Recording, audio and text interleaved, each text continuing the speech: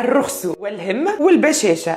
5 دينارات فقط باش نحضر معاكم أقوى وأبن بشكوت وزمني يعمل 66 كيف. وكان عندك باشودوي يلا تبعني باش نعطيكم أسهل طريقة تنجموا تحضروا بها البشكوت متاعكم. وزيد فوق هذا الكل بالماء مش بالعظم. حطيت 125 جرام زيت نباتي، 125 جرام سكر محور، 125 جرام زبدة أو مارجرين، المهم تكون باردة. وفي المرحلة هذه خليتها تتركض لمدة 8 دقائق لين تحصلت على القوام هذا. بالوقت زدتها 125 جرام ماء بارد، كملت خليتها تركض مرة أخرى لمدة 5 دقائق. آخر حاجة زدت 350 جرام فرينة مغربلة مع 50 جرام نشا، رشا ملح، لين تحصلت على ميلانج هوموجين. حطيت الخليط في البوش، صبيته في البلاتو بالطريقة هذه، دخلته يطيب 15 دقيقة على 160 درجة. وهوني بعد ما طاب وبرد استعملت معجون فريز ومعجون مشماش متاع زينة باش لصقت بهم كعبات البتي فور نتاعي وزادوه بنة على بنة.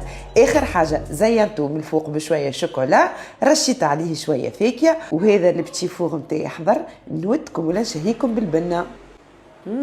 ملا بنة.